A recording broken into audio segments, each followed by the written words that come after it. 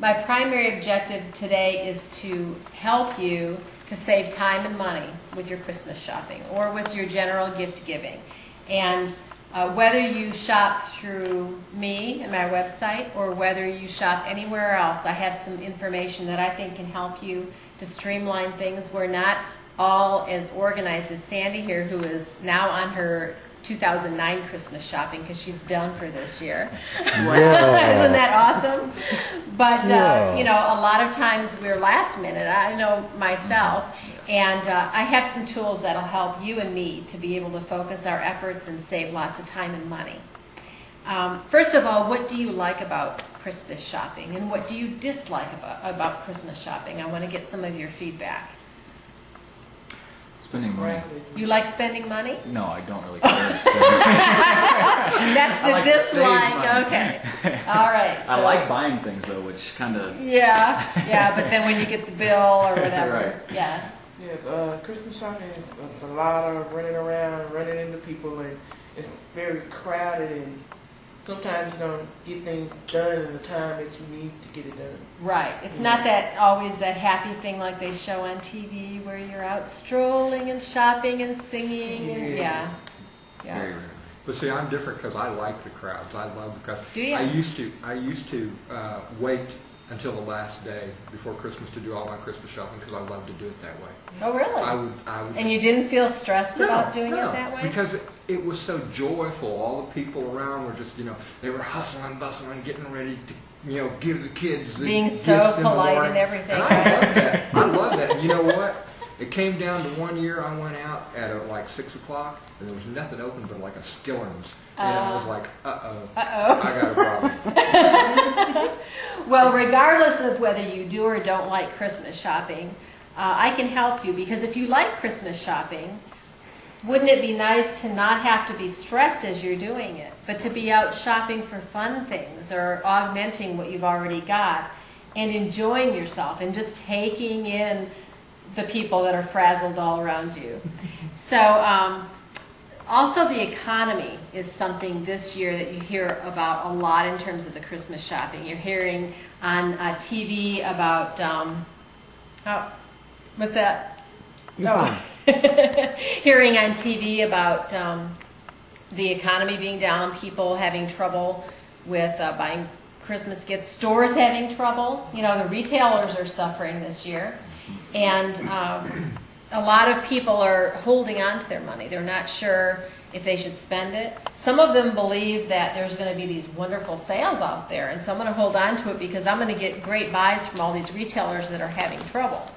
And there may be some truth to that, but remember, the retailers are in business for a purpose, and it's not to give away things. So they'll get you one way or the other. Some of the tricks that the retailers employ, do you know what loss leaders are? They're the things in the circulars that they advertise for a great price to get you in the store. So the loss leaders are things they're willing to take a loss on, but that leaders part means that they expect there to be a trail of extra purchases as a result of you coming in the store for that one item. So sometimes they'll put them way in the back. Other times they'll display them with other items around them that you're going to want. And you're probably not going to price and realize that they're making up for their loss by those. Now, bait and switch is something that isn't legal for them to do. And that's where they would advertise one thing and then show you another thing in the store. But what they do instead, to make it legal, if you will, is they advertise something, but when you get to the store, they're out of it. But they have this, or you get a rain check, or, sometimes they're really sneaky about it, and they'll put another item out there. And if you're not paying attention, you'll purchase that item before you realize it's not the same one. It's a different model. And so you just have to be on guard because they just employ all kinds of tricks to get you to spend more money. They inflate the prices in order for you to feel like you're getting a better discount. 50% off jewelry today only. Well, the list price on that jewelry is really inflated. So you feel like you've gotten a really great deal when in effect you maybe not maybe have not. How many of you have ever spent more money to get something free? I'm sure I have. I'm sure everybody has. Get one free. Yeah, buy one, get one free. Buy two, get one free, and you really only wanted one, but hey, if I buy another one, I get another one free. One of the store, they train us early. Our kids, they shop at stores like Bath and Body Works and Claire's, and those stores are notorious for that. Oh, if you spend $3 more, you get an extra one free. Mm-hmm. And so you'll run frantically around the store trying to figure out, what can I spend $3 on? And then they have, one of the stores that the kids shop at, Delia's, they actually have candy at the checkout, really inflated price candy that the kids will buy in order to spend that extra $3 to get something free. And so they'll spend, 10 times as much on a candy bar that they normally would spend. So there are all kinds of tricks that they use, but impulse buying is the worst thing. When you go to a store without a plan. That's right. And some people do shopping as a sport. They just go out without really anything in mind that they wanted to shop for, but they just enjoy the experience. And that's what the retailers love, because that impulse buying is where they make their money. And I heard on the news yesterday, the National Retail Federation said this year consumers will return $219 billion worth of merchandise to stores. $219 billion in returns. And most of that is apparel and accessories that were bought on impulse.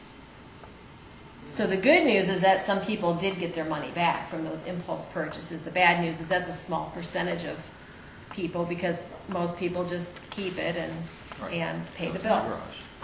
Now, we all know what Black Friday is, right? The day after Thanksgiving. Start to get those circulars in the mail now, probably.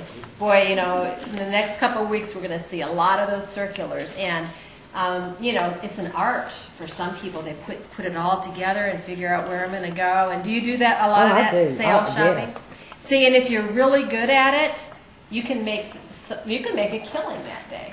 What they really count on is being able to get you on the impulse buying. They want to derail your plan. They can derail your plan by not having in stock with the items that you're looking for. They can derail your plan by, wooing you into purchasing other things. So they plan on you getting caught up in the mood and using bad judgment. And it's easy to get caught up in the mood. Just last week, I got caught up in the mood on something that in retrospect was a really poor decision. DJ wanted a new book that had just come out, and we were going to be gone for the weekend in the car a lot, so I thought I'll get him that so he has something to read. And I had a coupon for Borders books, 40% off one item. And I normally shop at Barnes & Noble. They're one of our partner stores. But in this case, I thought, okay, for this one book, I'm going to go there and get 40% off. And so he and I got in the car, went over to the Borders that I knew about, and it was closed. No longer in business. So instead of just turning around and coming home and cutting my losses, I said, okay, the other Borders I know about is at Park and Preston. We went all the way over there and got the book, and on the way home, he was grumping because it was taking us so long to get home. And I realized we had just spent over an hour and gas to save. I asked him, look on that receipt, how much did we save? $5.